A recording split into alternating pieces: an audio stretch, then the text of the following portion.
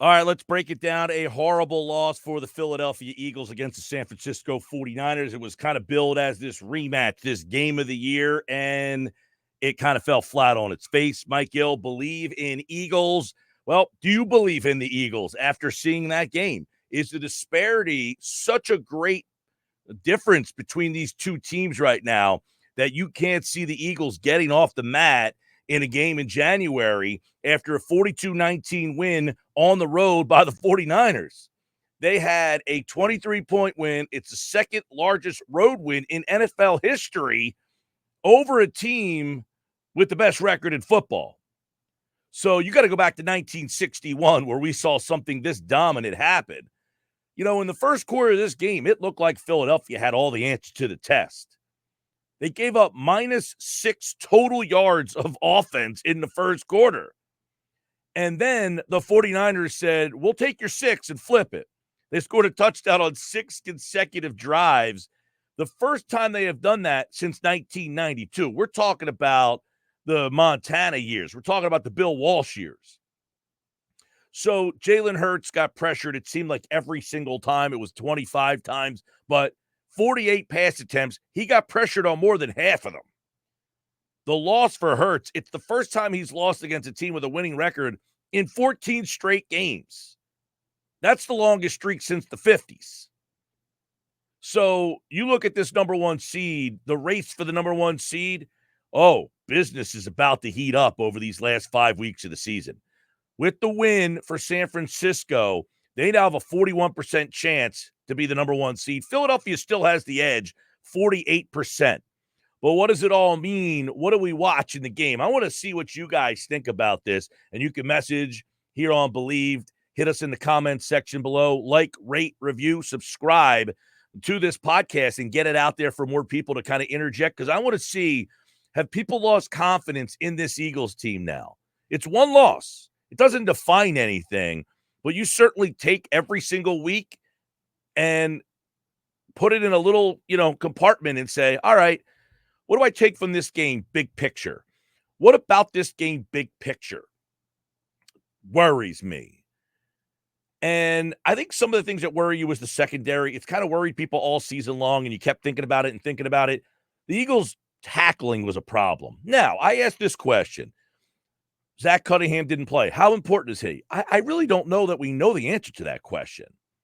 Christian McCaffrey had 133 scrimmage yards, 93 rushing, like 40 receptions, receiving. He had a rushing touchdown. He also, his buddy Kittle was a problem. Those are two players where the tight end and the running back are generally in the linebacking area, the safety area. So I don't know what the problem is I don't think we have enough information on what Zach Cunningham brings to this team. He wasn't there yesterday, and I know that was a big problem. So is getting Zach Cunningham back the answer? Is signing Shaq Leonard the answer? I don't know that we know the answer to that question, but I'll tell you what, linebacking was a big problem for the Eagles. And the matchup against San Francisco, you need linebackers. It's like back in the 90s, if Dallas went and got Michael Irvin and who was the other receiver on the other side? I can't think of his name right now, but he signed with Tampa Bay and was a bust over in Tampa. But the Eagles, they had big receivers. The Eagles went out and got Bobby Taylor and Vincent. You have big receivers, we'll go get big corners. The Eagles, when they put this roster together, they didn't say, hey, San Francisco, you've got a tight end and a running back that are a problem. We're going to go out and get linebackers. They didn't build their defense to match up with their biggest adversary. And I say adversary because they are two teams that are destined to kind of meet. They're not adversaries on the field. We could see that, but they are certainly the two teams that everybody kind of thought would get back to where they're going. So it's the first loss for the Eagles at home this season. They snap a 5-game win streak. All of these things you can ask, well, was it bound to happen? Is this a scheduled loss? I don't know what to make of it because it was utter domination. They had 10 days off. You've played 3 games in 13 days. I mean, a lot of the ancillary things were against Philadelphia here, but I can't look at that and just write it off and say that because, quite frankly, I think we saw the game in which the better team won the football game. I think the better team won. Now, that doesn't mean the Eagles can't improve, work on some things, get better. But there was a pretty big gap. And I think one of the biggest gaps that people have a problem with, I kept telling people, Brock Purdy is really good. Why? Because the Niners know how to use him, and they don't ask him to do crazy things. He was 10 of 11 for 213 yards and 3 touchdowns when the Eagles blitzed. Eagles fans constantly asked, blitz, blitz, blitz. They want blitz, blitz, blitz. They got blitzed. When they blitzed, they got blitzed. When the Eagles blitzed, it did not go well. Brock Purdy is the best quarterback in the league this year, 14 touchdown passes against the blitz. Blitzing San Francisco, that was not the right game plan. The 49ers, it was guys at Jennings. He kind of came out of nowhere and had a big day against you. The constant pressure from the 49ers on Jalen Hurts caused him to have all sorts of problems. And outside of the pocket, he only completed 44% of his passes. The Niners said, let's get him off his spot and make him move. He had plenty of time back there. Jalen Hurts had time. Nobody open. So all the pressures, all of the moving Hurts off his spot resulted in Hurts just not having any comfortability. He left the game, then he came back. But I thought the big play was a factor in the game. The Niners had 213 yards after the catch on Sunday. I talked about it last week on my radio show. They're number 1 in the league after the catch. The Eagles are last in the league on defense. They give up the most yards after contact. The Niners gained 148 yards after contact Sunday. Deebo Samuel had 116 yards after the catch. Not good.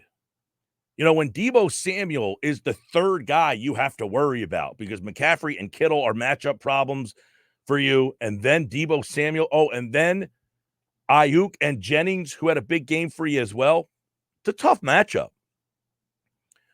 Look, the Niners are dominating people. They crushed Dallas. They came into your building and crushed Philadelphia.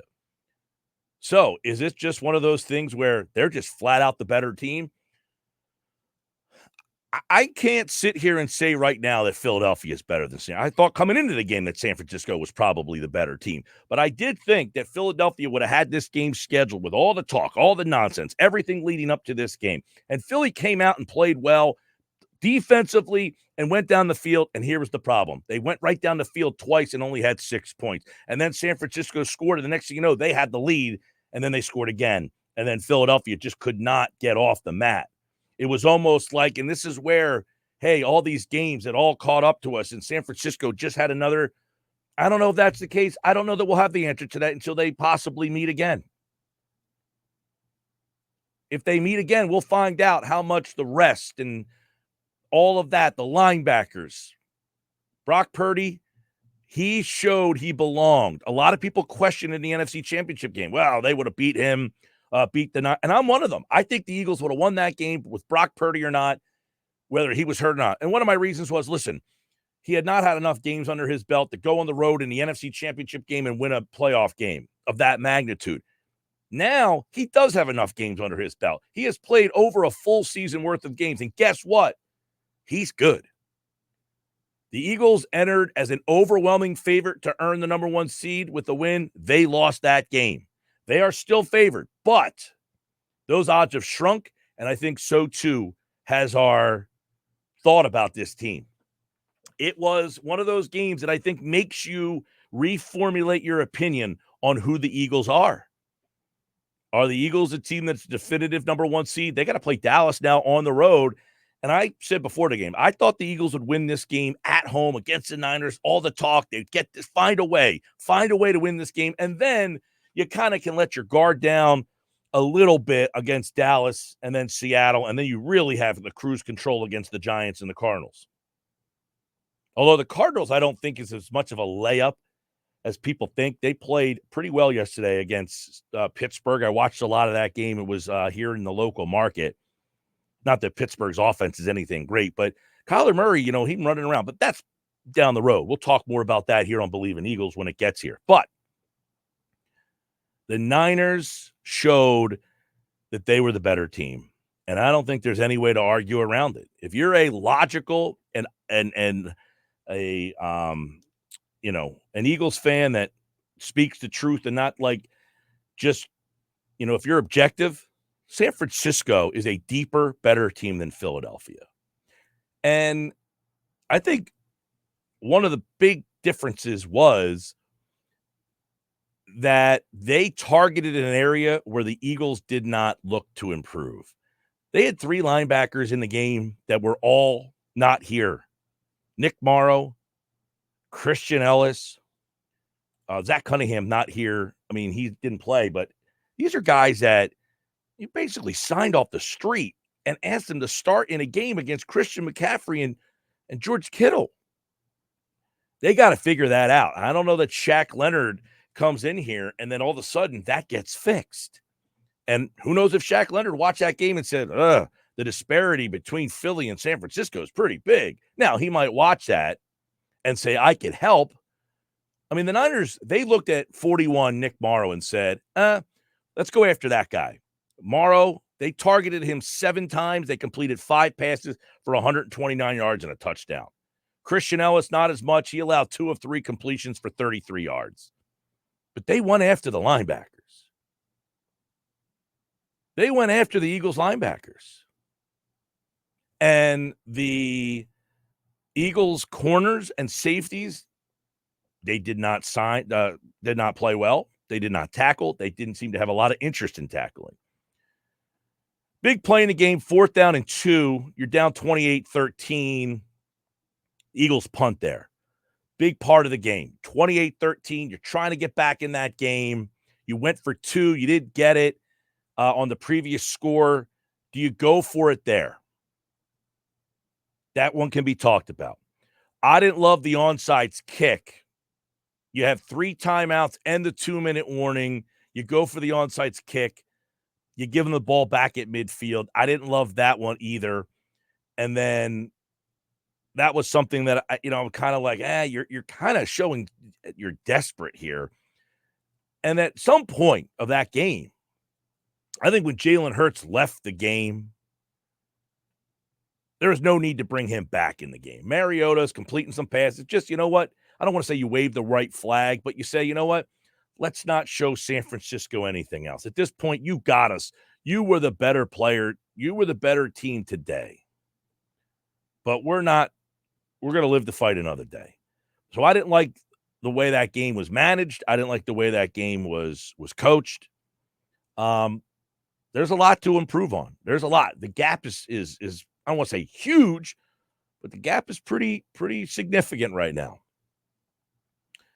MVP after that game, Jalen Hurts dropped below Dak Prescott, and Brock Purdy and Jalen Hurts are now tied. Mahomes fell all the way down to plus 600.